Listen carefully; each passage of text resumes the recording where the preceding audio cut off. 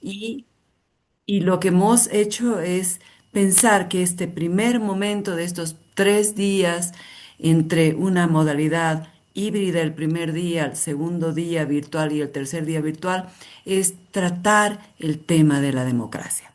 Muy contentos de que haya varias universidades que se han sumado a esta iniciativa y quiero que sepan eso porque estamos 5 universidades bolivianas vinculadas a esta iniciativa de la Cátedra de Bolivia porque se va a llevar a diferentes departamentos. Estamos en la ciudad de La Paz actualmente y vamos a estar en Cochabamba, en Chuquisaca, en Tarija y en Santa Cruz. Entonces es un recorrido muy importante con Univalle, con la Universidad Autónoma Juan Misael Saracho, que es una universidad estatal en Tarija, la UMSA en La Paz, la Univalle y de Cochabamba y la Universidad Católica con sus diferentes sedes, estas dos últimas en varios departamentos. Pero hoy, más que nada, muy contentos de tener este espacio con un lujo de invitados que tenemos para el día de hoy. Y bueno, contar que va a estar Jonas Wolf, que lo vamos a introducir dentro de un momento más. Va a estar con nosotros Luciana Jauregui y Elena Díez Pinto, realmente profesionales, investigadores con mucha trayectoria que van a compartir de manera muy generosa con nosotros estos minutos para que todos los que estamos ahorita conectados por la red podamos escuchar sus reflexiones en torno a la democracia, que es el tema que nos convoca en este día. Entonces, dicho eso, quiero darles la más cordial bienvenida, Jonas, Luciana y Elena, a este espacio. Mil gracias por aceptar y estamos muy felices de tenerles. Gaby, paso la posta para que arranquemos con ya la introducción imagino comenzamos con Jonas, ¿no? Correcto, gracias Mila. Pues sí, como tú bien has dicho, en esta oportunidad tenemos la grata posibilidad de contar con voces de primer nivel y globales, ¿no? Pero que además, de la manera más generosa del mundo mundial, han dicho, sí, yo ahí estoy, sin mediar ninguna condición, solamente la voluntad de compartir sus reflexiones, su conocimiento. Y quiero presentarles a Jonas Wolf. Él es de Alemania, es profesor de ciencias políticas con un enfoque especialmente en estudios de transformación y dedicado a América Latina. Él es parte de la Universidad Goethe de Frankfurt y miembro, además, ejecutivo del departamento, director del departamento de investigación que trata temas sobre conflictos intraestatales del Instituto Leibniz de Investigaciones de Paz de Frankfurt, el Instituto de Investigación para la Paz, ¿no? Sus investigaciones además se centran especialmente en procesos de transformación política, movimientos sociales, violencia política y las políticas internacionales de promoción de la democracia. Su enfoque está asentado regionalmente en América Latina, entonces podemos hablar de una persona especialista en nuestra región. Tiene varias publicaciones que ha desarrollado individualmente, pero también en asocio con investigadores de primer nivel como el maestro John Captree, por ejemplo, y muchas de ellas, casi la mayoría, abordan temas sociológicos, abordan temas, por supuesto, de paz, por supuesto, de temas democráticos y también inclusive de negociación y promoción de la democracia, ¿no? Por eso para nosotros es realmente un honor el poder presentarle a Jonas Wolf y agradecer infinitamente, Jonas, por la apertura que has tenido para estar presentes en la Cátedra Bolivia 1976-2050. Adelante, por favor, Jonas. Bueno, muchísimas gracias por esta introducción y sobre todo la invitación. Realmente es un gran placer y también honor para mí estar aquí con todas y todos ustedes, discutir estos temas tan relevantes, aquí conectándome desde Europa, actualmente en Países Bajos, pero igual aquí como en Alemania ahora son la 1 y algo de la noche, pero realmente un placer estar aquí con ustedes. Voy a compartir pantalla para que puedan ver aquí. también la presentación. Espero que ahora funcione, ¿no? Funciona, Y, se y me ve. escuchan bien. Perfecto. Perfecto. Sí, bueno, el tema que acordamos para abrir esta mesa es el tema de la democracia, pero desde una perspectiva un poco, digamos, pesimista, ¿no? El tema no es directamente la democracia, sino el desafío de la erosión de la democracia como algo que actualmente en todo el mundo estamos discutiendo, enfrentando. Entonces, voy a hablar menos sobre Bolivia, eso va a ser Luciana, me parece, ¿no? Pero más sobre el debate más global, sobre las dinámicas actuales de los procesos de erosión democrática, las causas, y también un poco sobre contra medidas. Em, entonces, eso un poco para ilustrar ese debate que es bien rico y diverso, estudios que tratan de analizar cómo mueren las democracias, cómo podemos caracterizar los procesos de erosión democrática, de regresión, informes que publican instituciones como Freedom House, como el Instituto Bidem, aquí en Europa, en sus informes anuales para analizar, observar, medir el estado de la democracia en el mundo y ya desde hace varios años, cada año, tienen sus informes indicando esas dinámicas de erosión democrática y autocratización en muchos países. En varias regiones del mundo. Lo que quiero hacer en los 20 minutos que voy a hablar es precisamente describir un poco este panorama global que nos dan estos estudios y estos informes, para también situar América Latina y Bolivia en este panorama. Hablar sobre las características de esas dinámicas de erosión democrática, las causas, y terminar con algunas reflexiones críticas frente a este debate, y implicaciones políticas que tiene todo eso.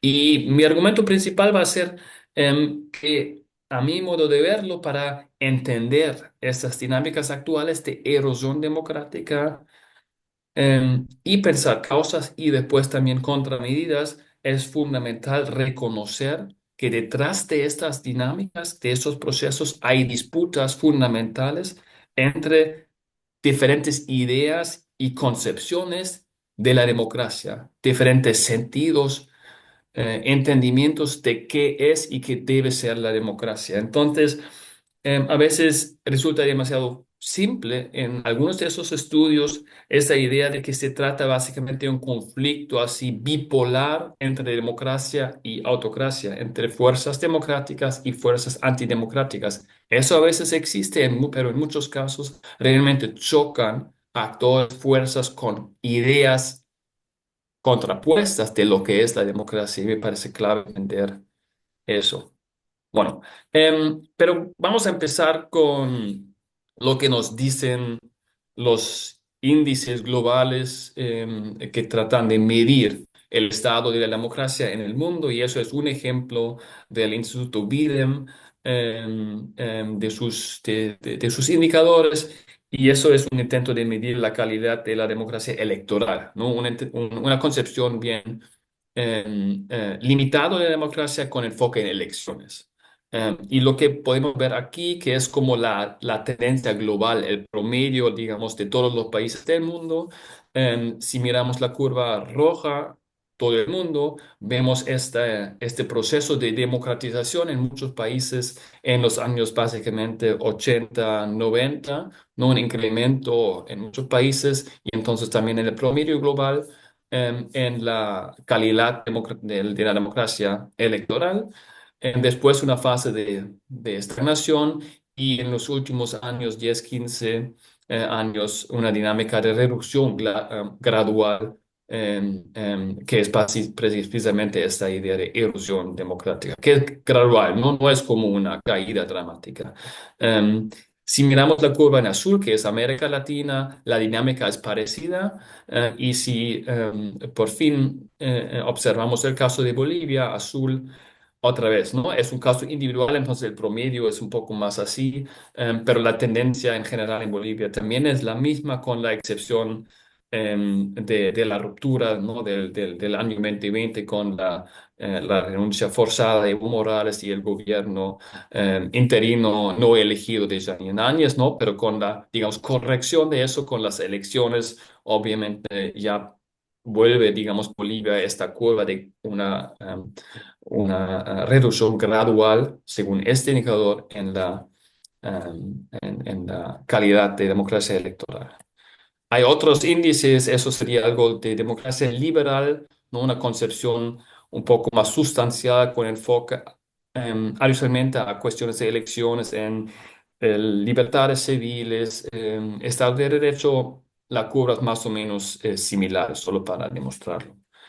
Em, entonces, el panorama global que nos dan este tipo de índices y de estudios es que tenemos a nivel global una reducción media de la calidad democrática, ¿no? Si, vamos, si miramos todos los países, y también vemos una reducción global del número de democracias liberales y un aumento de lo que se denominan aquí las autocracias cerradas. La mayoría de los países, según esos indicadores, están en el medio, en una zona entre estas dos categorías, lo que se llaman en el caso del Biden democracias electorales o regímenes autoritarios competitivos, ¿no? Em, pero importante que esta erosión global, como hemos podido ver en las curvas, es una erosión gradual, no es dramática, ¿no? Em, pero sí es importante el cambio de la tendencia, ¿no? Em, Después de unas décadas de una dinámica de democratización, ahora estamos en una fase más de desdemocratización. Pero lo que a mí me parece más importante, que estamos en una fase de intensificación de disputas por la idea de democracia, ¿no? Mientras que en esta fase de los años 80 y 90 podemos hablar de una hegemonía, de una idea, de una concepción liberal representativa de la democracia.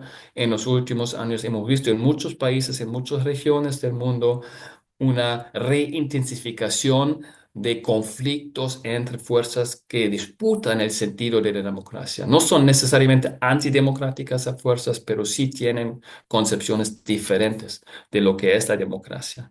Em, Brevemente, el patrón en América Latina, aquí es importante, ¿no? También hemos visto esta erosión gradual, ¿no? Del promedio de la calidad democrática. Importante reconocer que esta reducción básicamente se debe a tres casos de autocratización sostenida, según estos indicadores, que son los casos de Nicaragua, Venezuela y El Salvador. Para el resto de la región, la tendencia es mucho menos clara. Hay una gran variabilidad e incluso volatilidad. Entonces, un estudio aquí que también trabaja con concepciones similares de este año, por ejemplo, tiene estos casos donde observan dinámicas o periodos de erosión democrática, pero después dinámicas de reversión o recuperación. El caso de Bolivia aquí, según esta mirada, ¿no? Una dinámica de erosión democrática durante básicamente el gobierno de Evo Morales, obviamente con la crisis después, pero después una dinámica, aquí se llama reversión detenida, en otros casos hablan de una recuperación en curso. Em, pero aquí vemos también que la observación de los diferentes casos tiene que ver también con las específicas concepciones, ¿no? En el caso del informe más reciente del Instituto Biden, em, identifican cinco países en la región donde observan actuales procesos de autoritización en marcha, que aquí son los casos de Perú, Argentina, México, Nicaragua y El Salvador, ¿no? Pero hay como dinámicas, ¿no? Que son un par de años de erosión, después una recuperación, entonces no hay una tendencia muy clara en América Latina. Bueno, ahora sí, pasamos a las características. Es muy relevante también ya se mencionó, ¿no? El año en que se fundó a UNITAS, ¿no? El tiempo de dictaduras militares, ¿no? Donde no se habló de erosión democrática, ¿no? Sino eran rupturas con golpes, etcétera, ¿no? Entonces, lo que vemos como el patrón predominante actual es diferente. Entonces, los elementos típicos de erosión democrática contemporáneas son, por un lado, que son procesos impulsados desde arriba por gobiernos elegidos. Es decir, no son golpes, ¿no? Sino son los gobiernos mismos elegidos democráticamente, con legitimación democrática, que desde arriba impulsan este tipo de medidas. Segundo, como ya lo he dicho, esta erosión es gradual. Ocurre mediante medidas que individualmente por sí mismas no son antidemocráticas. A veces incluso pueden ser muy democráticas o al menos constitucionales o al menos en una zona gris. Y es solo en la combinación de esas medidas que se observa una dinámica de erosión democrática. Em, y aquí relevante tres dimensiones para este tipo de medidas que son muy típicos. La primera dimensión que tiene que ver con el espacio cívico. Vemos unas dinámicas de reducción de restricciones del espacio cívico, restricciones de libertades civiles, de asociación, de reunión, de expresión, restricción que afectan los medios de comunicación como una dimensión clave que observamos en muchos casos de erosión democrática. Segundo, concentración del poder en el Ejecutivo, un debilitamiento de controles horizontales, de controles institucionales, sobre todo también un control del poder judicial. eh, em, em, em, que me evita que la judicatura puede controlar al poder ejecutivo. Y tercero, al menos en algunos casos, esto también lleva a dinámicas de socavar los procesos electorales mismos, es decir, el núcleo de democracia electoral en ese sentido, ¿no? Dinámicas de manipulación. em, de manipulación de los organismos de control electoral, reformas de sistemas electorales que lo hacen más injustas y en algunos casos más dramáticos, intentos de fraude abiertos. Brevemente, pasando a las causas, si vemos los estudios, podemos identificar cuatro, digamos, explicaciones generales y yo diría que no se trata de explicaciones o teorías rivales, sino normalmente se combinan esas dimensiones em, en esas dinámicas de erosión democrática. Por un lado, hay una lógica y una explicación sociocultural, y eso aplica sobre todo para gobiernos de derecha que están impulsando procesos de erosión democrática, donde se puede entender, al menos en parte, eso como una contrarreacción a cambios sociales progresivos. No es un tipo de backlash después de dinámicas de fortalecimiento de derechos de minorías, de mujeres, de actores históricamente discriminados y la erosión democrática opera como una contrarreacción a eso para reestablecer jerarquías, desigualdades tradicionales. Según la explicación político-económica, que pone énfasis más en el descontento por persistentes desigualdades sociales, económicas, efectos de la globalización, efectos de un modelo de desarrollo bien excluyente, y esto conlleva a la elección de gobiernos que, para de alguna manera hacer frente a esos problemas, em, aprovechan ese descontento para implementar medidas que al final, en algunos casos, llevan a una erosión democrática. Tercero, una explicación político-institucional que pone más énfasis en la crisis de representación, la falta de una representatividad real de los sistemas de partidos, el sistema político existente. em, em, que lleva a dinámicas, en algunos casos, de socavamiento de normas democráticas. Y cuarto, la cuarta expresión que pone énfasis en la dimensión internacional de todo eso, que estamos frente a cambios globales que tienen que ver tanto con relaciones de poder como con normas internacionales. el mayor rol de poderes autoritarios como China, como Rusia, y el debilitamiento de democracia en poderes como Estados Unidos y el efecto combinado de esos, un debilitamiento de normas internacionales que tienen que ver con democracia, con derechos humanos, em, etcétera. Quiero aquí brevemente mencionar un quinto punto que no es una quinta explicación, que es la polarización como una dinámica clave en todo eso. No es una quinta explicación porque la polarización también es una consecuencia de todo eso. Pero a la vez, al ser consecuencia, como dinámica tiende a fortalecer los clivajes y los conflictos que mencioné con respecto a las cuatro dimensiones.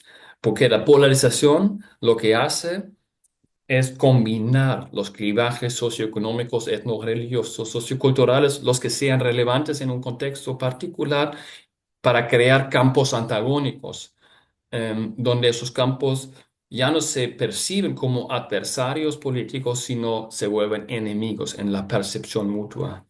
Y en una situación así de polarización extrema, esta percepción mutua de verse como enemigos de la democracia impide un debate plural, impide compromisos políticos y justifica, desde la perspectiva de los campos, violaciones de normas democráticas, porque el objetivo mayor es evitar que el enemigo de la democracia pueda tomar el poder para destruir la democracia. Esto justifica violaciones de normas democráticas, paradójicamente. Bueno, ya para pasar a las reflexiones e implicaciones, quiero destacar dos reflexiones. El primero, este debate sobre la erosión democrática, sobre los procesos de autocratización en el mundo, se caracteriza por un pensamiento liberal, lineal y dicotómico, y es importante reconocer eso. Entonces, aquí la erosión democrática o las dinámicas de autocratización aparecen como dinámicas de desviación de un ideal liberal democrático. Es decir, aquí solo hay más o menos democracia y no hay diferentes caminos, no hay diferentes modelos, no hay una pluralidad de democracias, no puede haber experimentos que desvían de estos caminos sin ser autocratizadoras, ¿no? Por eso, por ejemplo, el caso de Bolivia, durante el gobierno de Evo Morales, parece como un caso de erosión democrática así, ¿no? Em, yo diría que, al menos en la primera fase, el gobierno de Evo Morales, con la nueva constitución, eso tenía muchas características también de democratizar, ¿no? De transformar la democracia, hacerla más incluyente, hacerla más participativa, más plural. Pero eso no se observa en esos indicadores. En esos indicadores solo se observa la erosión democrática según esa concepción liberal. Entonces, las disputas aquí aparecen siempre como choques entre fuerzas autoritarias por un lado y fuerzas democráticas por otro lado. Pero como ya lo dije, yo diría que esos conflictos por la democracia que observamos contemporáneamente se caracterizan por disputas en torno a la idea de la democracia, ¿no? Y eso es algo que en Bolivia y en otros casos no me parece fundamental, ¿no? Hay choques entre concepciones contrapuestas de qué es y qué debe ser la democracia: más participativa, más representativa, más corporativa, más individualista, más liberal, más republicana, más populista de algún sentido. em, em, no muy diferentes, más también ampliar la democracia a la esfera económica o hacerlo, no hacerlo, ¿no? Entonces hay toda una serie de discusiones, debates aquí. Entonces hay intentos complejos, contradictorios y diversos de transformar la democracia detrás de esas dinámicas que a veces aparecen como una erosión democrática lineal. Y la implicación es que hay un riesgo de una defensa cortoplacista de la democracia liberal, si partimos de esta visión más lineal y dicotómico, ¿no? Una estrategia, por ejemplo, que observamos mucho, una estrategia frente a la erosión democrática es la construcción de alianzas amplias en defensa del sistema político existente, que es muy plausible en muchos casos, ¿no? Pero el riesgo aquí es que este tipo de estrategia em, tiende a reproducir una cosa que es parte del problema, es decir, los sesgos y los puntos ciegos, las características que no funcionan de manera muy adecuada, tal vez de la democracia liberal, em, forman parte de las causas de la erosión democrática. Entonces, no se trata de simplemente defender lo que ya está, sino en respuesta, en mi modo de verlo, debe combinar la defensa de la democracia tal como existe con una agenda de reformar profundamente esas democracias. Ya casi no tengo tiempo, entonces muy rápidamente la segunda reflexión. Em, y aquí es que no es solo una amenaza para la democracia de que se trata. Por un lado, sí hay gobiernos que desde arriba transforman la democracia hacia un régimen cada vez más autoritario. Eso sí existe.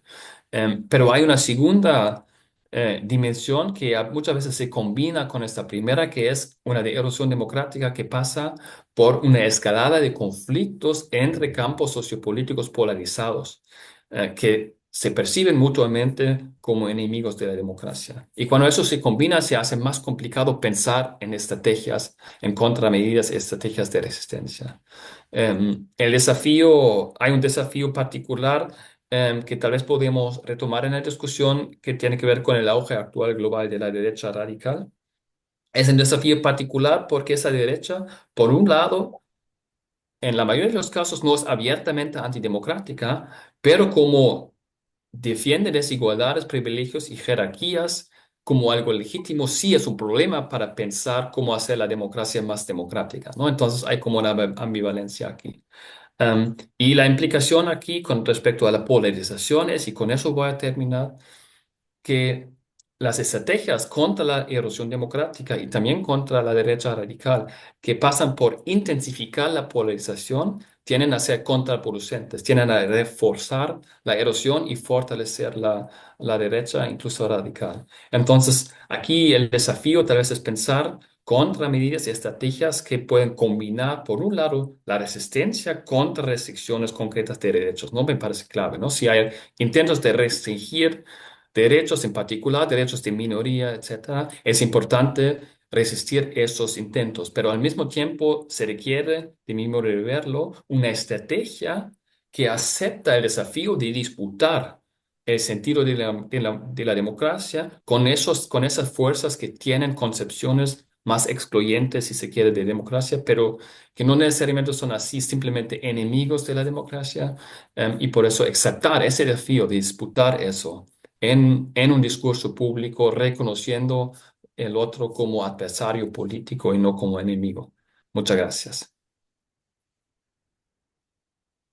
Muchísimas gracias, Jonas. 20 minutos precisos y preciosos, diría yo, porque nos has dado ideas muy fuertes, muy potentes respecto a la situación y erosión de las democracias en América Latina, con fotografías que muestran diferentes momentos temporales, pero también a diferentes países, comparando reflexiones que abordan, profundizan en sus causas, en las reflexiones críticas que se debe hacer, sus características, ¿no?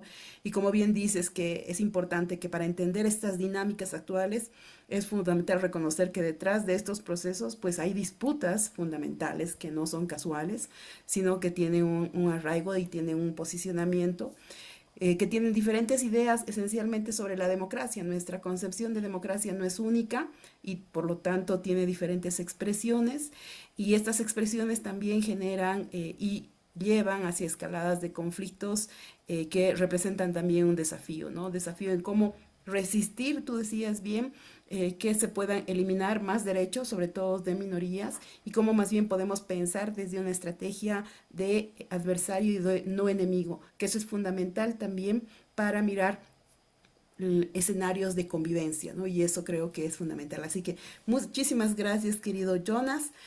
Ahora sí, Mila querida, te doy pie. El micrófono es tuyo. Gracias, Gabriela. Pues ahora tenemos el gusto de escuchar invitar a Luciana Jauregui. Yo quiero presentárselas a ustedes.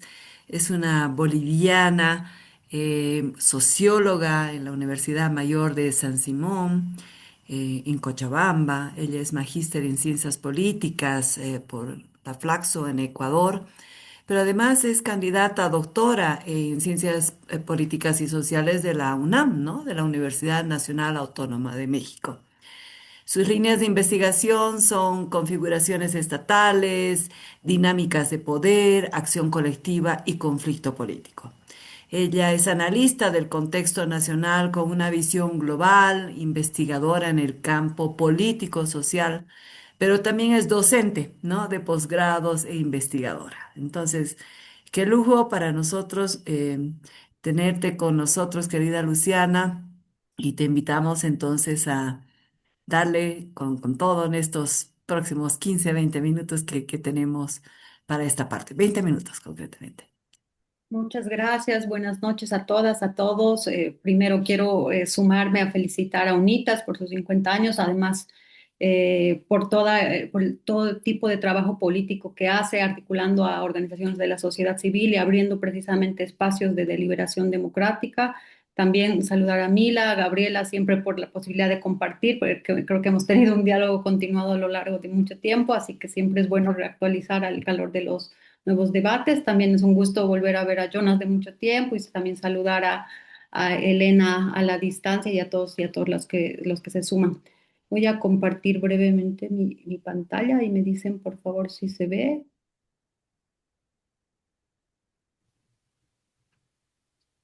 Se ve, está perfecto. Bueno, muchas gracias. Bueno, para no retrasarme, voy a iniciar el debate. Yo quisiera igual establecer un diálogo con muchas de las cosas que ha planteado Jonas para situar el problema de la democracia justo dentro de un marco global, dentro de un problema general y a partir de ello también pensar la problemática boliviana, ¿no? Varios de estos elementos, Jonas los ha puesto sobre la mesa, voy a volver a algunos de ellos tratando de plantear algunos elementos incisivos que nos permitan volver sobre la realidad boliviana, ¿no? Yo creo que uno de los temas más importantes de este tiempo es precisamente el estado de la democracia, ¿no? Jonas lo decía, creo que es importante siempre entender que la democracia, Lefort decía, es un espacio vacío, ¿no?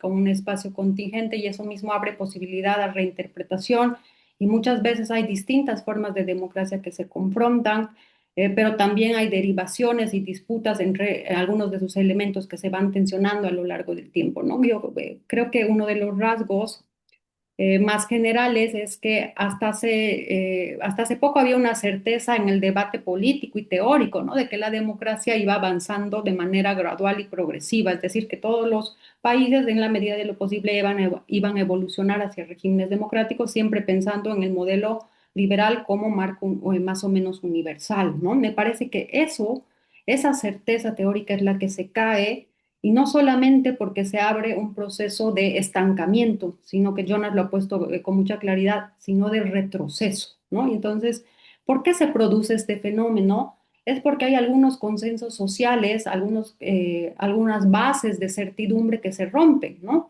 Primero la idea, la tesis del crecimiento económico, la promesa meritocrática y de movilidad social, la confianza institucional en que la democracia va a resolver los problemas sociales. Entonces ahí empieza a reabrirse un conflicto sobre quién representa al pueblo, ¿no? Es básicamente una disputa que retrotrae justamente el retorno de fuerzas más radicalizadas, ¿no? Y ahí justamente los estudios, Bidem justo es una fuente de datos muy amplia, tal vez la que tiene un mayor margen de dimensiones al considerar la democracia, plantea justamente que estamos en una tercera ola de autocratización, ¿no? Es decir, piensen que se identifica al fascismo como una de esas olas, a las dictaduras militares y autoritarismo de la década de los 70 y que actualmente estaríamos pasando a una tercera ola, ¿no? Y esto es importante porque uno diría, bueno, tenemos elecciones, tenemos instituciones, tenemos reglas, etcétera. ¿Por qué estaríamos en una tercera ola de autocratización? Y justamente creo que uno de los rasgos más importantes para estar atentos es que la autocratización ocurre dentro de las propias instituciones democráticas, ¿no? es decir, se genera desde adentro, ¿no? Creo que ese es un rasgo muy importante, porque hasta entonces piensen en nuestros propios imaginarios, Gabriela lo decía cuando contaba la historia de UNITAS, pensamos siempre que la democracia se rompe por rupturas abruptas o radicales, golpes militares, etcétera, cuando en realidad los procesos más recientes muestran que la democracia puede quebrarse desde adentro, ¿no? Que incluso con elecciones, con manteniendo constituciones, manteniendo la institucionalidad de manera operativa, puede haber, si se quiere, un vaciamiento de la democracia desde adentro, ¿no? Si ustedes ven estos datos, no me voy a detener, Jonas los ha mostrado con mucha claridad, pero miren, el 40% de la población mundial, de acuerdo a los datos de Biden del 2025, vive en contextos de deterioro democrático, ¿no? Y existen al menos 91 autocracias y solo 88 democracias en el mundo, ¿no? Y esto muestra, en relación a una perspectiva de tendencia histórica, un cambio, porque quiere decir que hay un retroceso, ¿no? Es decir, el número de países que actualmente son autocracias o están en regímenes híbridos es mayor a lo que sucedía antes. Y también en términos de población, ¿no? Obviamente eso se puede pensar por la naturaleza de los propios países, que generalmente varios de los países que tienen regímenes autocráticos tienen poblaciones amplias, ¿no? Entonces, es un indicador muy importante para preguntarse qué pasa, ¿no? Voy a ir un poco desglosando muy rapidito por capas. ¿Por qué? ¿A qué se debe la erosión democrática? ¿No? Les había dicho ya que una de las tesis principales de Levitsky y todo ese grupo de autores es que la democracia se debilita desde adentro, ¿no? Es un deterioro gradual, donde son los propios actores que son elegidos democráticamente los que erosionan la democracia y además a nombre de la democracia, es decir, hablando en representación del pueblo. Muchas veces se ha discutido si esto tiene una orientación de izquierda, de derecha, etcétera, pero más o menos el rasgo coincide en que al menos a nivel político institucional el signo puede ser indistinto, es decir, puede haber autocracias de uno u otro signo, ¿no? Y en este primer plano institucional diríamos que hay una captura de los órganos del Estado, concentración del poder en el Ejecutivo, debilitamiento de división de poderes, pesos y contrapesos, deslegitimación de la oposición legítima, ¿no? Esta idea amigo-enemigo que ponía Jonas, y el uso estratégico de las normas. Entonces aquí ya tenemos una primera dimensión de cómo este ámbito institucional puede empezar a erosionarse a partir de la manipulación e instrumentalización de las propias instituciones. Y aquí creo que hay un concepto muy interesante que empezó a aparecer en el debate, que es la idea de democracias iliberales, ¿no? Este debate es interesante porque muchas veces les decía que la democracia se ha evaluado generalmente bajo el modelo de la democracia liberal occidental, ¿no? Y a eso han ido surgiendo muchos modelos de democracia que no por ser no occidentales no son democracia, ¿no? Eso, voy a volver sobre eso cuando hablemos de Bolivia, pero eso nos alerta a pensar que no toda la democracia que no es occidental no es democracia, sino que hay muchas formas de democracia, vale la pena decir eso. Pero sí hay un rasgo muy interesante, el pensar que un rasgo clave de este tiempo es que antes democracia y liberalismo funcionaban más o menos de manera articulada. Es decir, podíamos hablar de la existencia de democracia en términos de reivindicación de la soberanía popular y que esto se articulaba con elementos liberales, ¿no? Derechos, división de poderes, límites al poder, pluralismo, etcétera, ¿no? Lo que sucede ahora es que emergen democracias con elecciones, pero donde las garantías liberales se van erosionando, ¿no? Entonces hay derechos que se disminuyen, la división de poderes disminuye, y esto se hace precisamente a nombre de la voluntad popular. Muchas veces, y creo que es un giro también del debate, con un fundamento securitista, ¿no? La vuelta de la seguridad, el personalismo de los liderazgos, la soberanía popular, la idea de ejercer la democracia sin mediaciones, ¿no? De ahí el retorno del debate sobre los populismos, etcétera, ¿no? Y claro, a esto se suma, no me voy a detener mucho, pero las tensiones entre modelo económico y democracia, porque casi en todo el mundo las desigualdades económicas se han acrecentado y eso también está muy bien recogido en los datos, han generado una desafección en las personas porque sienten que la democracia no resuelve las desigualdades económicas, ¿no? De hecho, en Bolivia mismo hay los datos de ciudadanía, si ustedes revisan recogidos para el 2024, recogen precisamente que cada vez la gente disminuye la credibilidad en la democracia por su incapacidad de responder a problemas económicos, ¿no? Entonces, esto nos llevaría a todo un campo de debate, pero es importante considerar que la democracia no puede entenderse al margen de las condiciones socioeconómicas, ¿no? Que también son fundamentales como un elemento de erosión democrática, ¿no? Jonas ya decía también que tiene que ver con el agotamiento de un sistema, ¿no? La globalización neoliberal, si pensamos con lo que pasa en el mundo, también está en crisis. Hay unas reacciones a la globalización económica que producen un rebrote de nacionalismos, desconfianza hacia las instituciones, incluso corrientes antiintelectualistas, ¿no? Donde hay una crítica hasta la noción de qué es verdad, qué es democracia, etcétera, etcétera, ¿no? Y también el problema cultural, que no quiero dejar de mencionarlo, porque también precisamente en razón de la globalización, pero también en nuestro país de los cambios que han habido en el último tiempo, los conflictos étnicos raciales también se agudizan, se tensionan, hay un rebrote de problemas de racismo, etcétera, que hace que se produzcan lo que en la teoría se conoce como efectos backlash, ¿no? Reacciones precisamente al ascenso social o a la desestabilización de algunas estructuras de poder tradicionales, ¿no? Ya sea la familia, la nación, etcétera, que por la migración, el ascenso de otros sectores subalternos, los derechos de las mujeres se van desestabilizando y generan reacciones, ¿no? De hecho, estamos viendo ahora el debate en torno a la paridad, a la ley Brisa, etcétera, donde hay fenómenos en disputa, ¿no? No, también, por supuesto, las tecnologías. El cambio tecnológico creo que no podría entenderse al margen de lo que sucede en la democracia, ¿no? Precisamente la política se ha redefinido en razón de las nuevas tecnologías. Ya saben, la idea de cámaras de eco, burbujas de verdad, fragmentación narrativa, hiperpolarización. Hay un debilitamiento del consenso, ¿no? Porque ya no se establece un diálogo, sino que hay burbujas y marcos de verdad también que evitan el diálogo, ¿no? Y esta última tesis que solamente quiero cerrar para plantear así un debate muy general o sea, para dimensionar la profundidad del problema al que nos enfrentamos.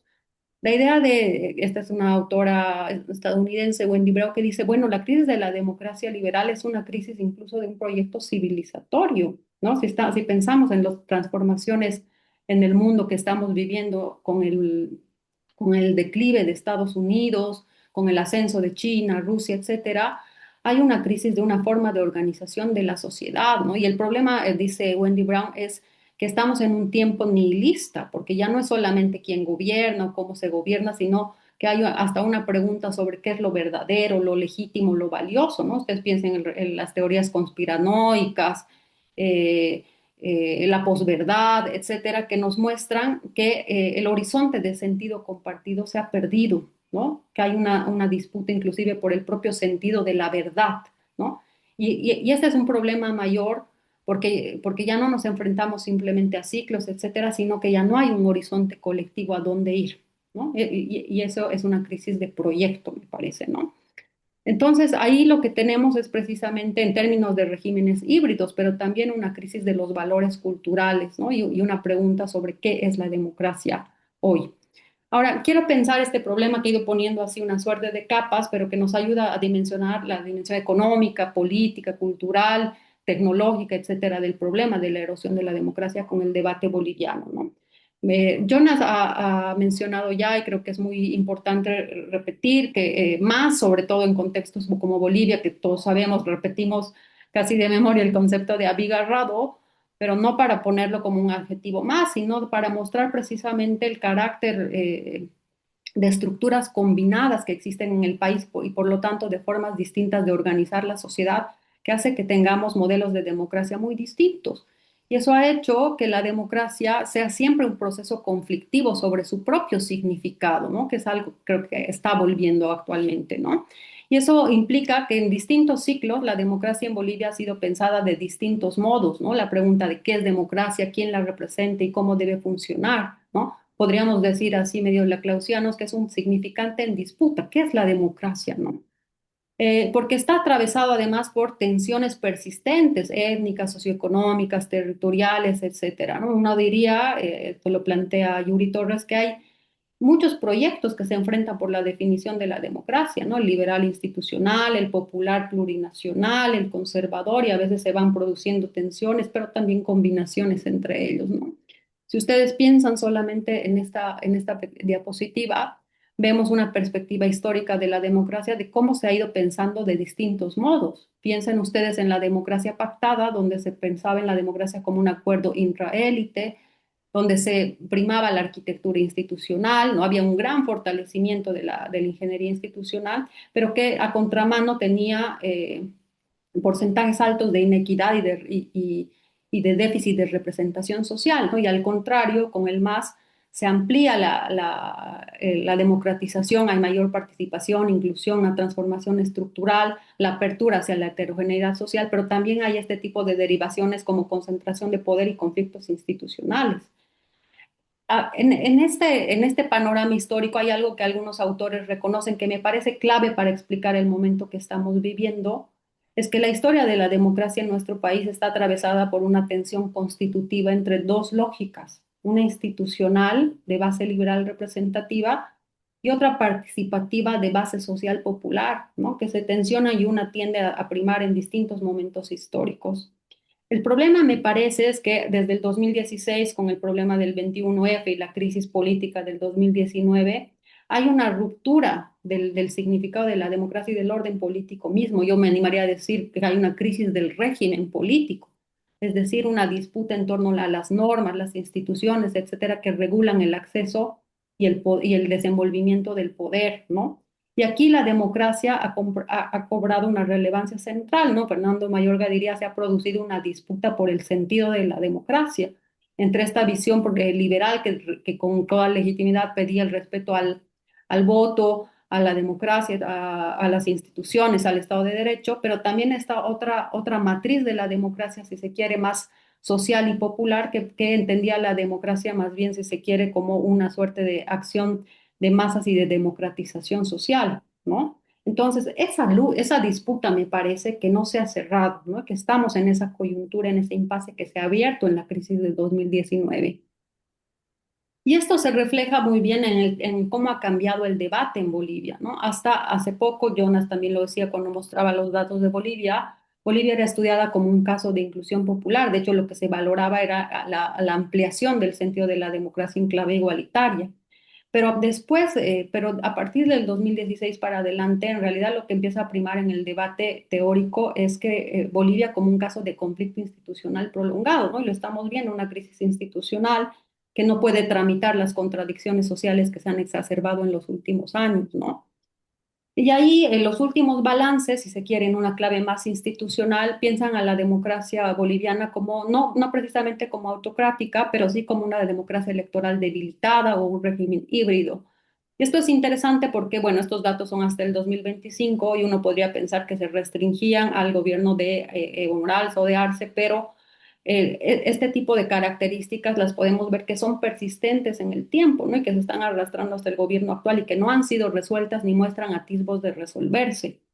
Y los problemas más comunes son la crisis del Estado de Derecho, el problema de la independencia judicial, la ausencia de libertades, la calidad deliberativa.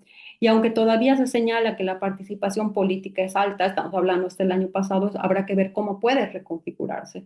Pero si se dan cuenta, aquí, al menos en un nivel institucional, los problemas de legitimidad, de funcionamiento, de credibilidad, de desenvolvimiento persisten, ¿no? Y ahí yo solamente quiero plantear esto para el debate, ya para ir cerrando, es cómo en ese escenario podemos pensar la democracia en la actualidad, ¿no? ¿Qué desafíos va a enfrentar la democracia en tiempos de transición política, en tiempos de cambio de ciclo, ¿no? Generalmente ya les he mostrado que el tipo de orientación de la democracia es un equilibrio variable entre inclusión social, conflictividad política y concentración de poder, ¿no? Incluso yo me animaría a decir depende mucho de las relaciones que se establecen entre lo popular y las élites, ¿no? Que producen distintas configuraciones institucionales, ¿no? Y actualmente vemos un escenario marcado por muchos fenómenos que exacerban el problema de la democracia en varios niveles. Primero, la crisis multidimensional. Hablamos de una crisis económica que está agudizando las contradicciones sociales y que impacta principalmente en los sectores populares de la economía informal, ¿no? Además, con fuertes presiones ambientales, territoriales, sobre recursos naturales, etcétera, ¿no? La crisis institucional, la concentración de poder y la independencia judicial me parece que son los rasgos más importantes, ¿no? A esto yo sumaría el conflicto cultural. Algunas veces lo he planteado también. Hay una disputa en Bolivia irresuelta por la definición de la nación. Bolivia va a ser república, se va a ratificar la plurinacionalidad, etcétera. Esa querella no se ha resuelto, ¿no?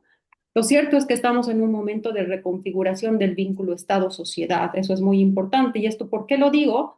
Porque todos los canales de mediación se han ido debilitando, ¿no? Lo vemos ahora que estamos saliendo de elecciones, partidos políticos sin estructuras, siglas, liderazgos personalistas, volatilidad, etcétera, que nos está hablando también de una sociedad en transformación que está buscando formas de representación que no encuentran un cauce institucional, ¿no?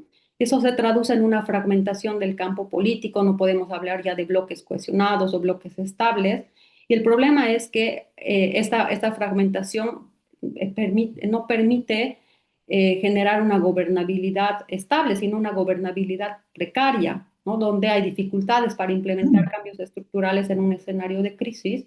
Y el problema es que cómo se responde esto, la debilidad del Ejecutivo tiende a aumentar el decisionismo presidencial. Como no se puede construir mayorías estables en la Asamblea Legislativa, en la calle, en los territorios, se gobierna muchas veces por decreto, ¿no? Y ese es un problema porque los cambios estructurales más bien requieren un amplio consenso social y reconocimiento de los actores.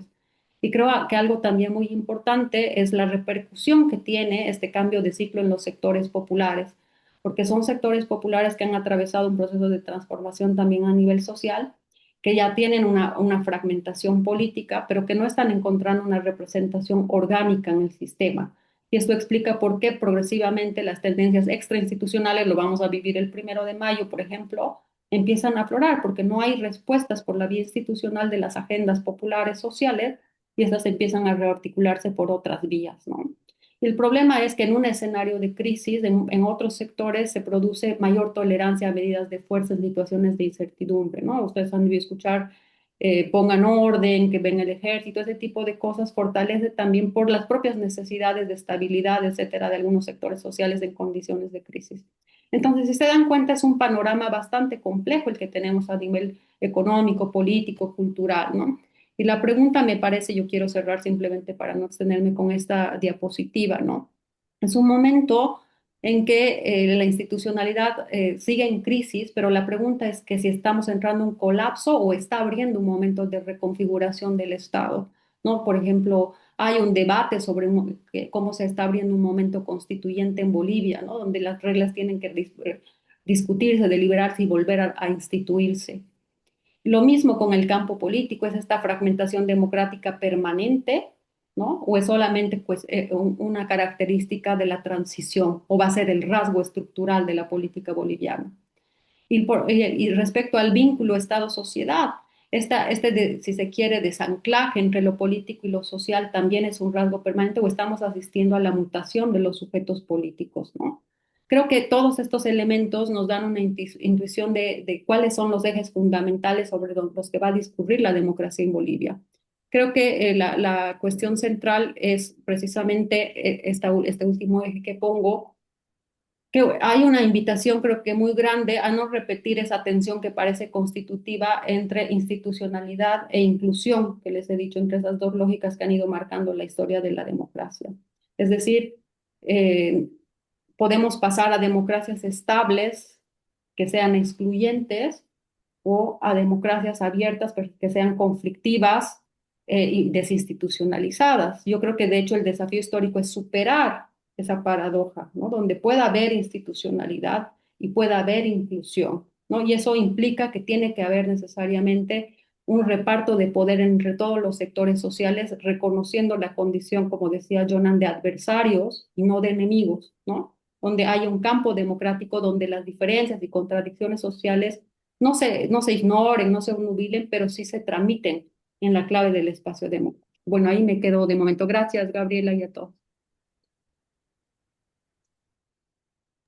Muchísimas gracias, Luciana. Creo que has puesto en el debate muchos temas de la actual coyuntura que estamos viviendo en el país, en estas recientes elecciones, ¿no? Que hemos tenido a nivel subnacional, recientes, en términos de elección de gobiernos municipales y esta segunda vuelta que hemos tenido en las gobernaciones, esta configuración que se ha ido dando, donde ha habido, sobre todo a nivel municipal, que hemos visto una gran cantidad, ¿no? de candidatos que ha dejado sorprendidos a muchos, ¿no? De qué está pasando.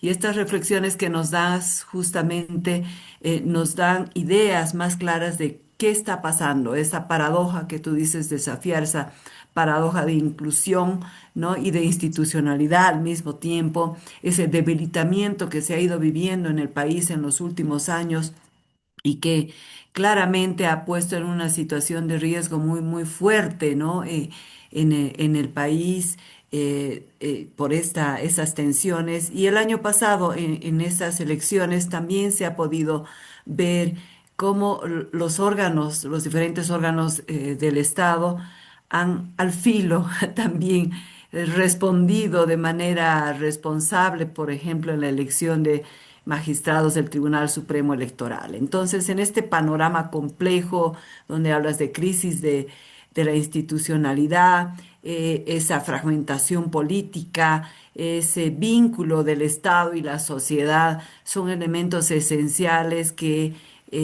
realmente Bolivia está en esa etapa de transición y con esa lógica de pensar democracia y las distintas democracias que plantean tanto tú como Jonas en lo que hay que pensar, ¿no? Entonces, tenemos una mirada de también que prestar atención sobre lo popular y esta democracia en disputa, ¿no? Entonces, muchas gracias por poner sobre la mesa todas estas cosas de manera franca y abierta, esas tensiones que se están dando. Mencionas varios elementos respecto al tema, como el tema económico también puede tensionar la democracia. Creo que lo estamos viviendo de manera muy fuerte en el país. Con la escasez de gasolina, con la crisis económica, y que todo eso nos muestra que probablemente la gente tenga un desencanto, ¿no? Es decir, la democracia no nos ayuda a superar nuestros problemas, entonces, ¿qué hacemos? Venga la mano dura, y ese es un tema de preocupación, como recogía también Ciudadanía, como evidencia, ¿no? En el sentir y en el pensar de la gente. Gracias, Luciana, entonces, por esta puesta de varios temas que nos invitan a ir reflexionando en esta democracia electoral que está debilitada en esta época y que nos invita a repensar las propias democracias al interior con un país diverso, con desigualdades y que requiere probablemente nuevas formas de diálogo y de apertura. Gracias, Luciana. Te paso la posta, Gracias, Gaby. querida amiga. Continúa. Gracias. Y, exacto. Y bueno, tenemos esta tercera exposición con una maestra, definitivamente. Elena Díaz Pinto, ella es una profesional guatemalteca que tiene una trayectoria larga, 25 años dedicada a transformar contextos a través del diálogo y la planificación estratégica. Ella en su formación es doctora en planificación por el Instituto Tecnológico de Massachusetts, del famoso MIT, con estudios en política pública en la Universidad de Harvard y especializada en economía política en la Universidad de Cornell.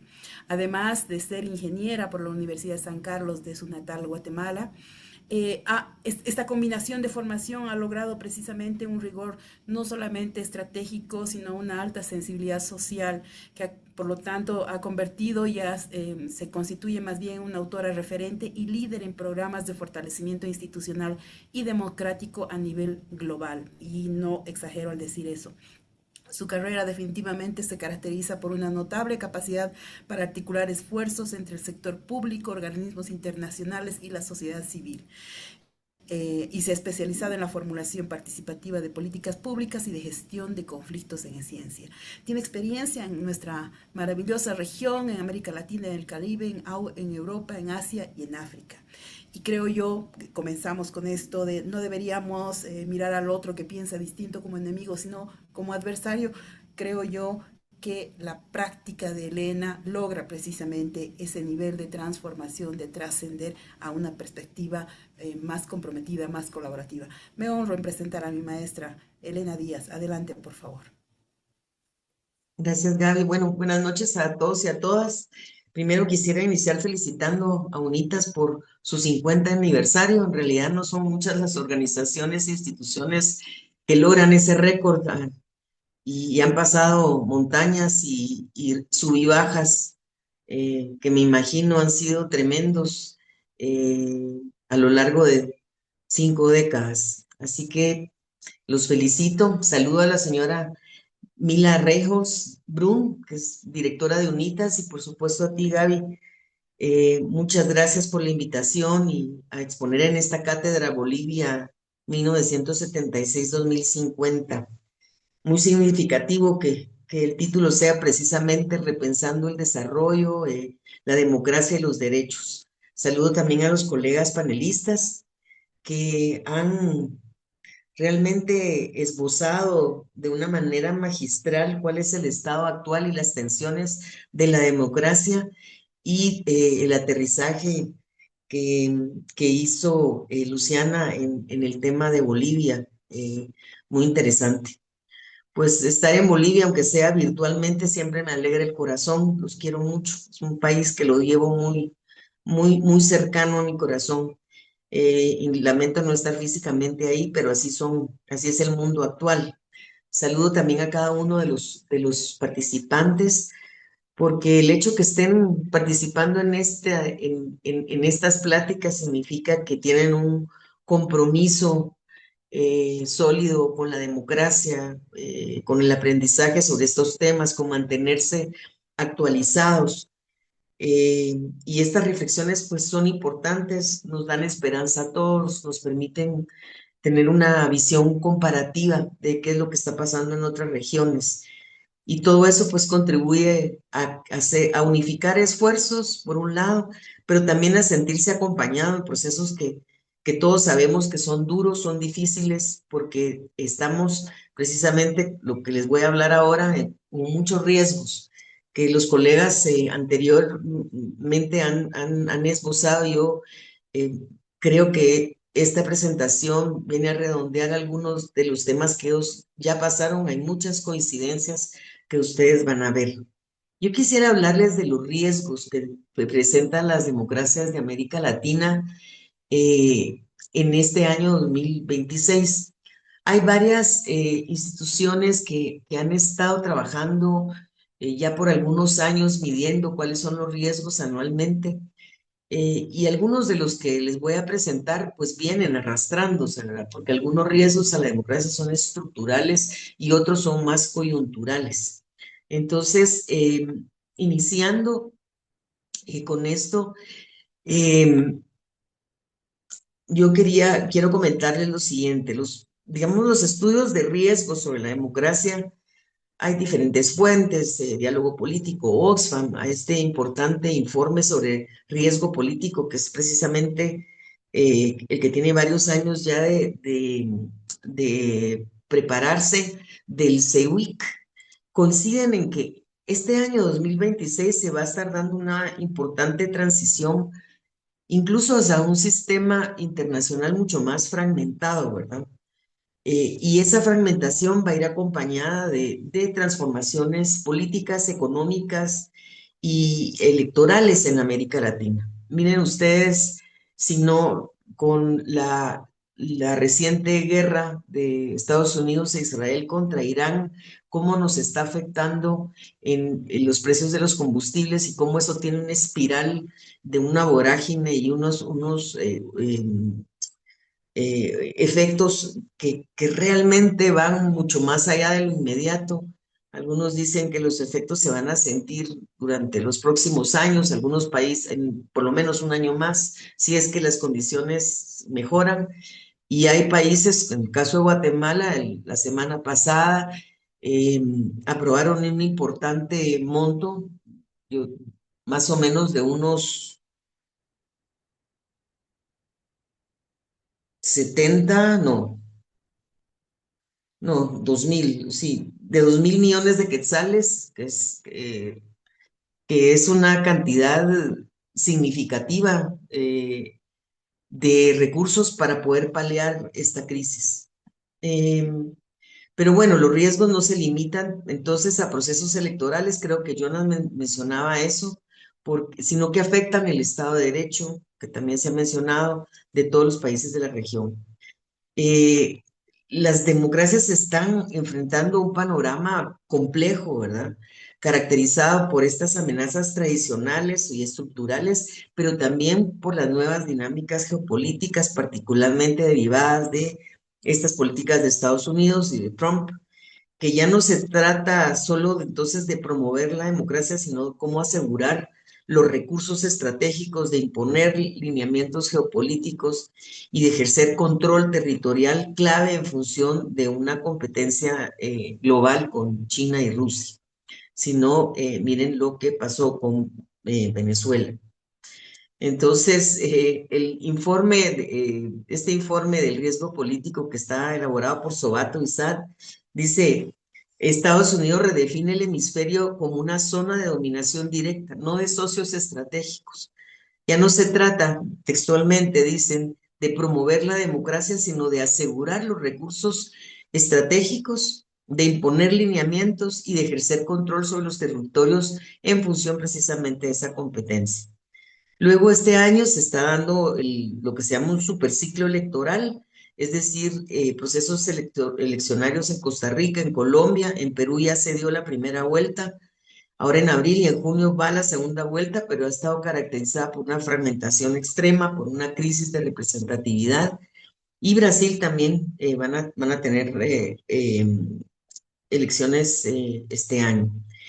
El crecimiento económico de la región es muy pobre. El Fondo Monetario Internacional está proyectando una expansión de entre 2.2 y 2.4% de crecimiento, que es bastante bajo para una región que está creciendo muy despacio. Un riesgo mayúsculo realmente para la región es la principal amenaza para América Latina, es el crimen organizado, ¿verdad? No solo afecta a la seguridad pública, sino que captura las instituciones estatales y erosiona la legitimidad de las autoridades, incide en los procesos electorales a través del financiamiento ilícito y la coacción. En la región se ha concentrado un promedio de más o menos 20.2 homicidios por cada 100.000 habitantes. Eso es 3.5 veces el promedio mundial. Hay un contrabando ilícito de alrededor del 2.2% del PIB regional. Hay un proceso de extorsiones a empresas y a pequeños comercios e industrias que limitan su crecimiento. Y Bolivia, por ejemplo, enfrenta una expansión de minería ilegal y redes transnacionales que son bien conocidas por ustedes. El otro riesgo es la violencia política y la insatisfacción democrática.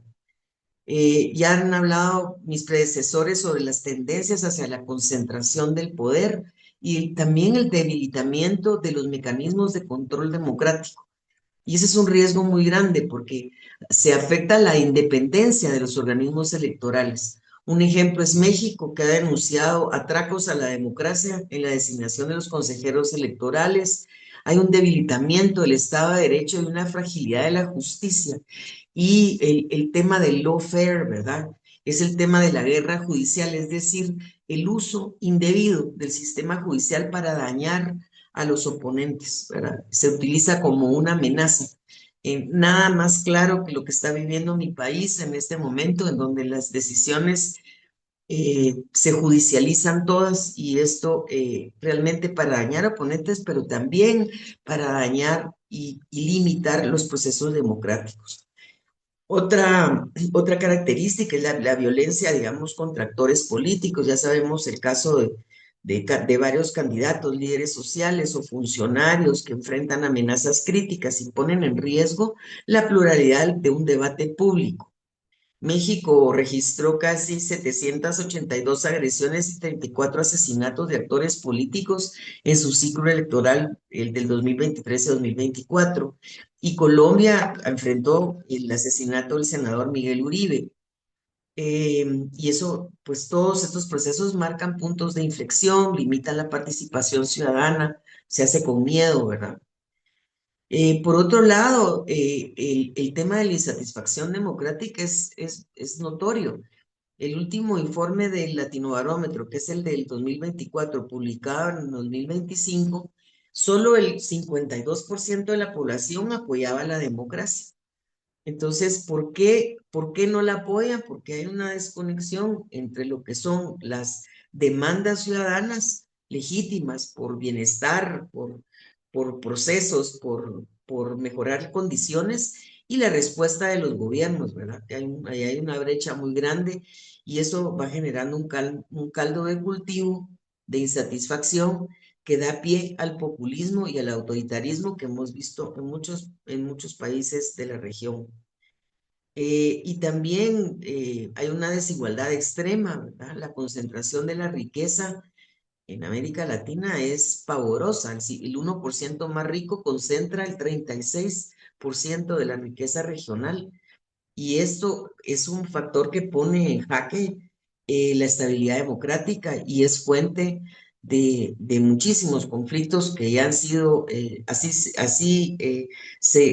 no son opiniones, o sea, se ha demostrado esa conexión que hay entre esa insatisfacción, la desigualdad y los conflictos.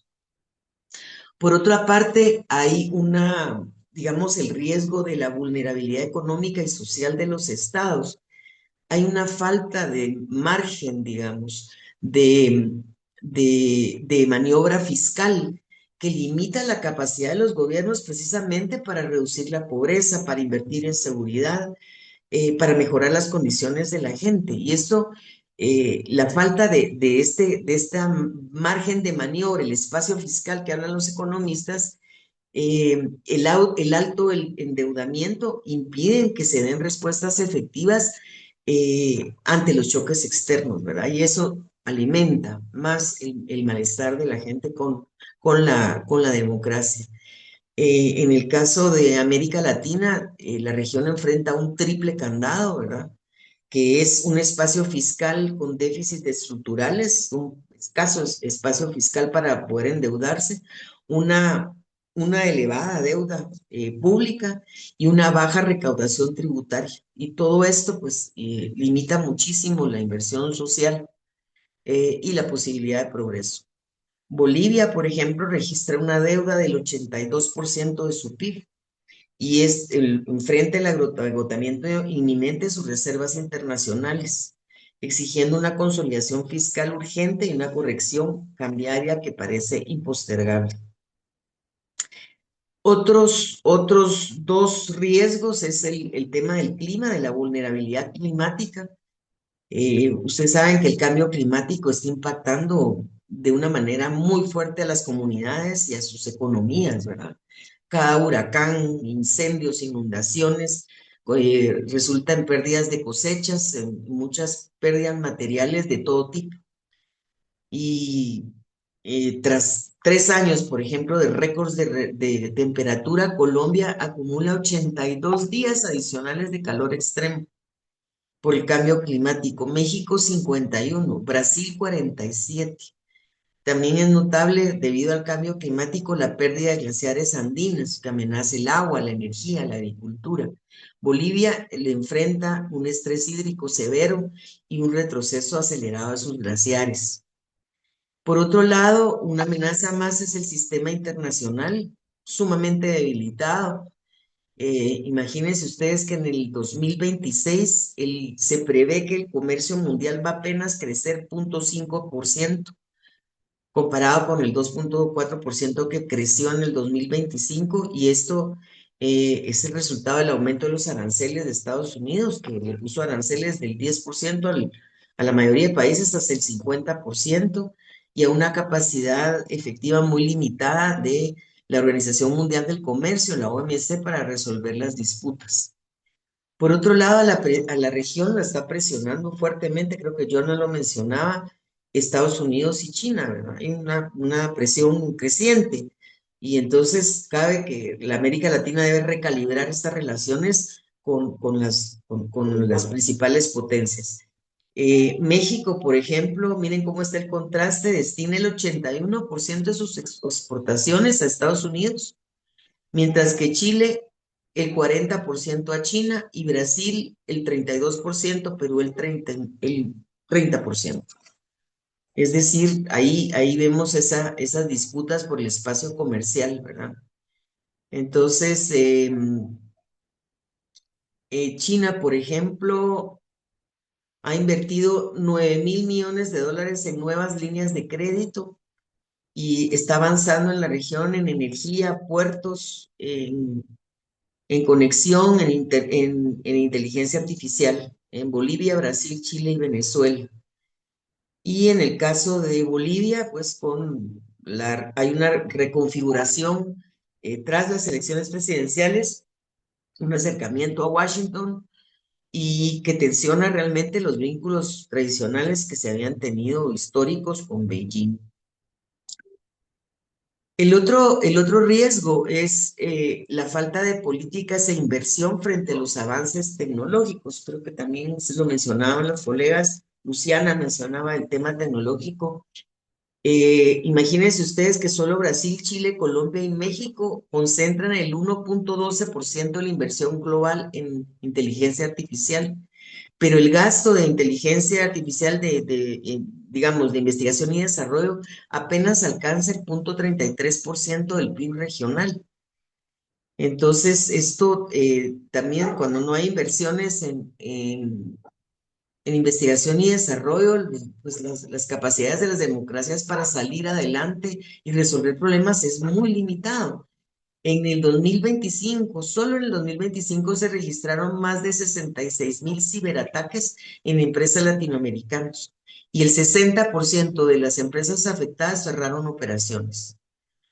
En el caso de Bolivia, Venezuela, Guatemala, Honduras, Cuba y Paraguay ocupan los últimos lugares del índice latinoamericano de inteligencia artificial, con brechas críticas en infraestructura de datos y en gobernanza, ¿verdad? Los que están mejor han sido Chile, Brasil, Uruguay y Colombia.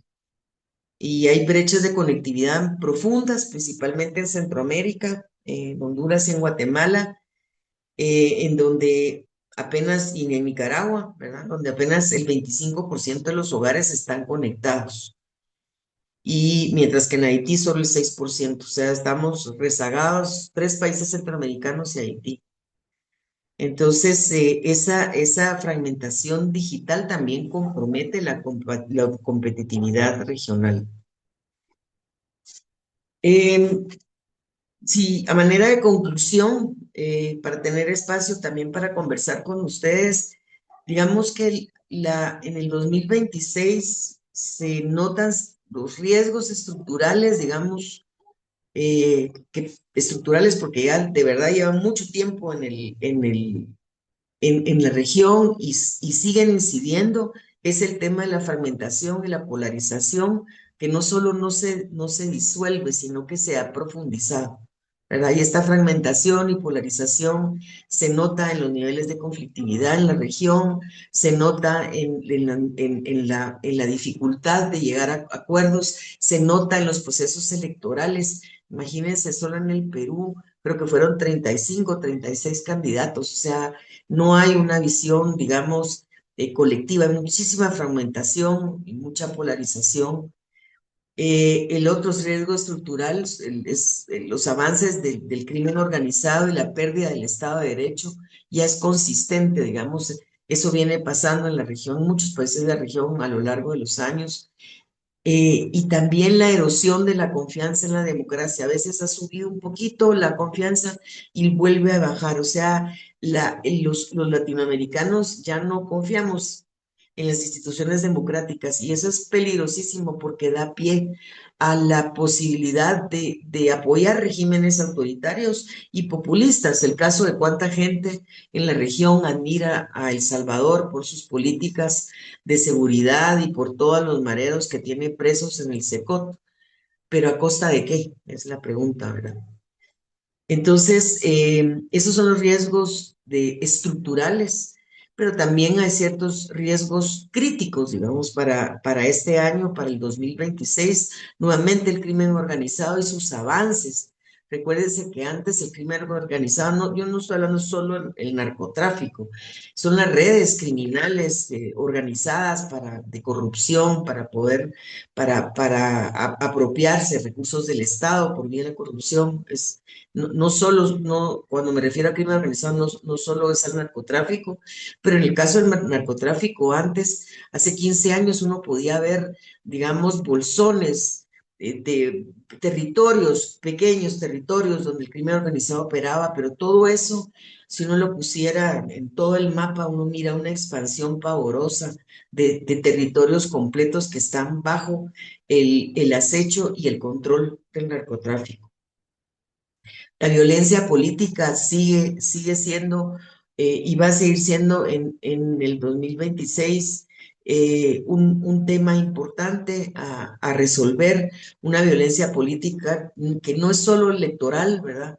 Sino es una violencia política, por ejemplo, contra defensores de la naturaleza, contra defensores de derechos humanos. Y esa violencia se ejerce no solo a través de asesinatos, pero por ejemplo a través de la cárcel, ahí es donde entra el lawfare, ¿verdad? Es esta guerra judicial en donde se encarcela a los oponentes. En Guatemala, lamentablemente, los defensores de derechos de pueblos indígenas, los defensores de ambientales, varios de ellos han sido encarcelados precisamente por esto. Justamente hoy a dos líderes indígenas eh, se les confirmó la cárcel preventiva. Han estado un año encarcelados y no han sido llevados a audiencia de juicio. Entonces, esa también es una violencia política realmente vergonzosa.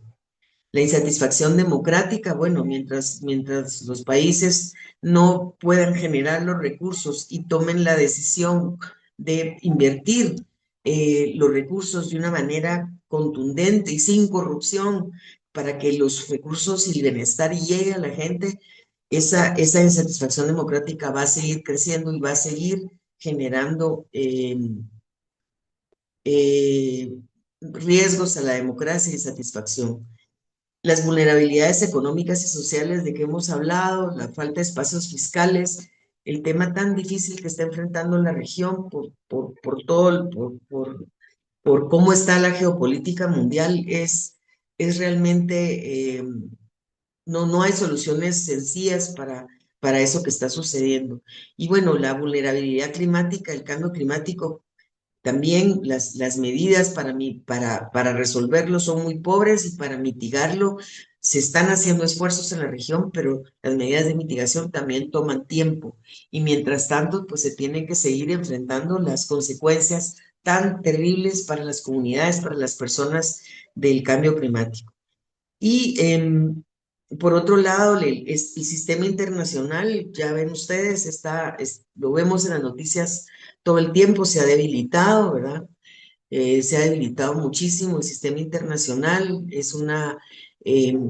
hay una transición del multilateralismo hacia el bilateralismo, eh, con impactos muy fuertes en los fondos disponibles de la cooperación internacional para poder impulsar ciertos procesos en países como los nuestros. Y luego se nota también una región latinoamericana que está fragmentada, ¿verdad? Polarizada, derecha e izquierda, pero también que no ha podido enfrentar como región, digamos, un tema eh, como esta situación en Venezuela y el bombardeo y el hundimiento de barcos en el Caribe, etcétera. O sea, la respuesta de la región ha sido muy fragmentada, limitada, sin fuerza.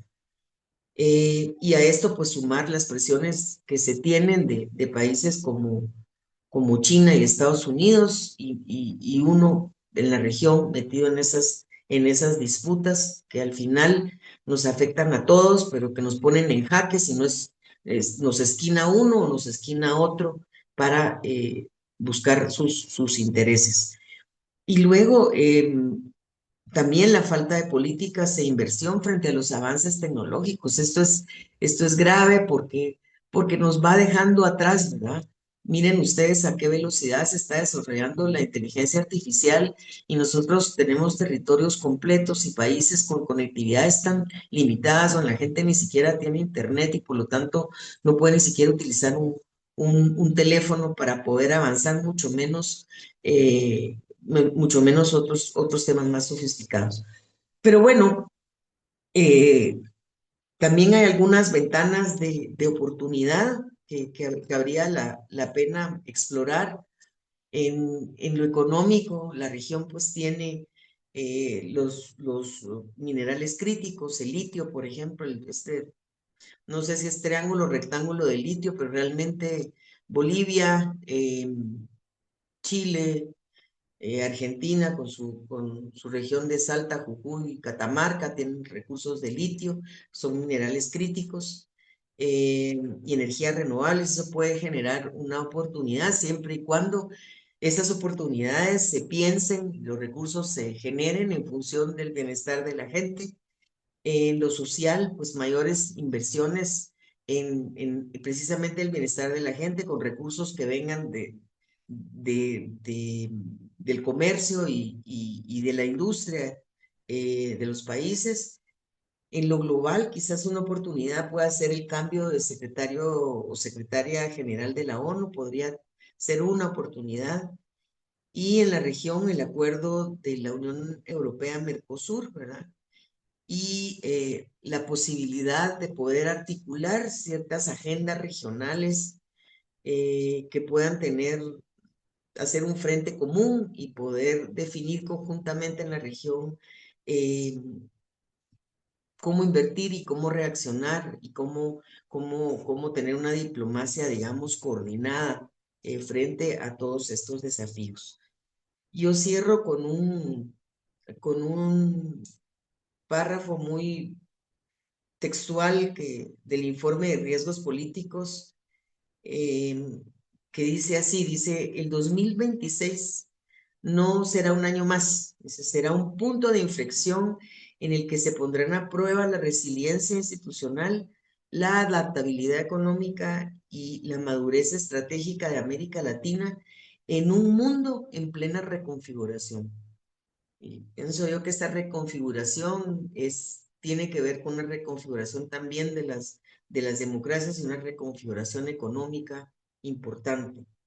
Vivimos, dice, en una época de cambio profundo. El mundo está enfrentando un panorama con barreras cada vez más bajas para los conflictos. Desde el derecho internacional, que es frecuentemente ignorado, como lo hemos visto en el caso de Venezuela e Irán en los últimos meses. Los organismos multilaterales han quedado relegados al rol de espectadores. La carrera armamentista avanza sin control y el desarrollo nuclear opera bajo mínimas restricciones. O sea, no quiero ser tan pesimista, pero realmente estamos viviendo un proceso muy complejo eh, en los riesgos que tenemos para nuestras democracias y me parece a mí que es un momento indicado para reflexionar sobre esto y buscar no solo al interior de los países, sino también con otros países, porque solitos quizás no vamos a lograr eh, salir adelante al menos en las velocidades que necesitamos para mantener nuestras democracias. Muchas gracias.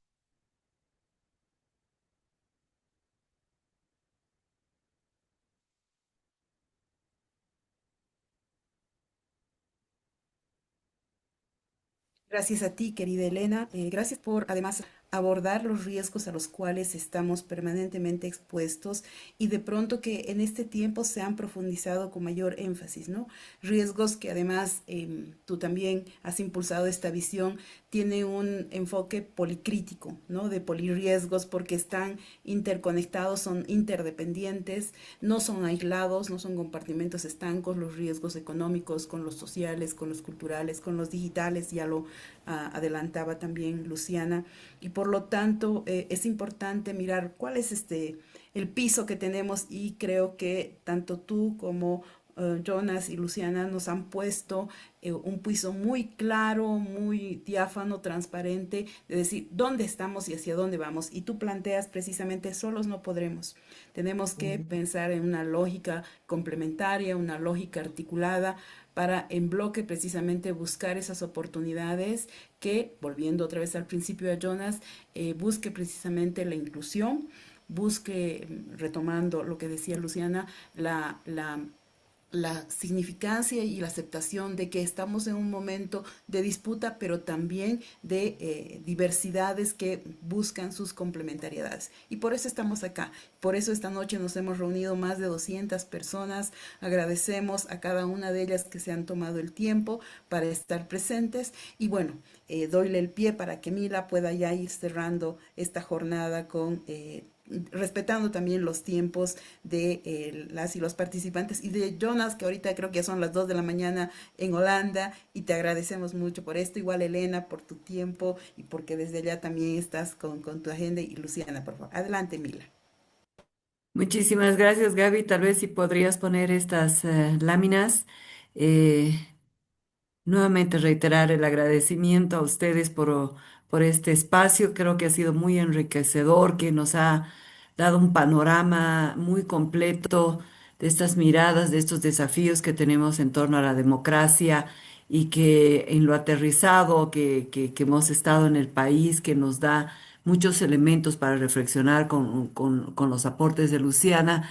Y también ponernos en el ámbito global, Elena, ¿no? De decir qué está pasando a nivel internacional. O sea, no podemos entender nuestra realidad nacional si no hacemos este vínculo con lo global, lo internacional, lo regional y los desafíos que se nos están planteando.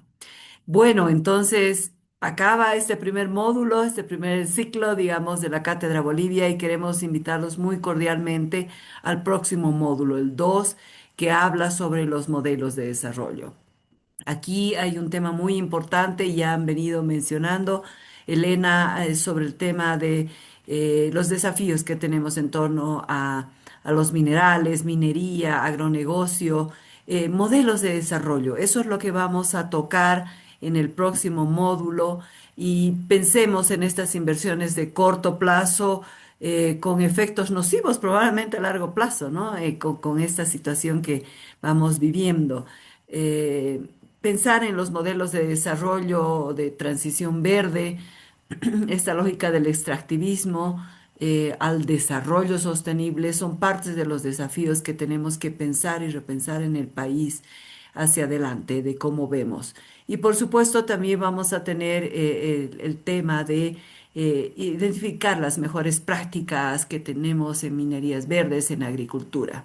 Entonces, tenemos también una serie de temas muy interesantes. El próximo evento presencial, el primer día en ese modelo híbrido presencial virtual, va a ser en la ciudad de Santa Cruz. Las fechas las tienen ahí en pantalla. Vamos a tener el día 9 ese modelo híbrido, y vamos a seguir en la misma dinámica. El día 10 y el día 11 será virtual, donde vamos a trabajar con las mejores prácticas. Entonces, la cita está dada, ¿no? La cita está dada para esa fecha, los esperamos en junio, y vamos a mantener este horario de 7 a 8:30 de la noche, que es un horario, por supuesto, que nos ayuda por lo menos a encontrarnos y sentarnos para pensar en nuestra Bolivia. La próxima lámina, por favor, Gaby, creo que hay unita más. Ah, esta es la de muchas gracias. Y nos vemos en junio. Ahí las asociadas en Santa Cruz estarán teniendo un rol muy importante en el desarrollo de esta cátedra, con muchos de los insumos que se vienen ya trabajando desde el territorio y desde Santa Cruz. Darles la más cordial despedida en este primer espacio.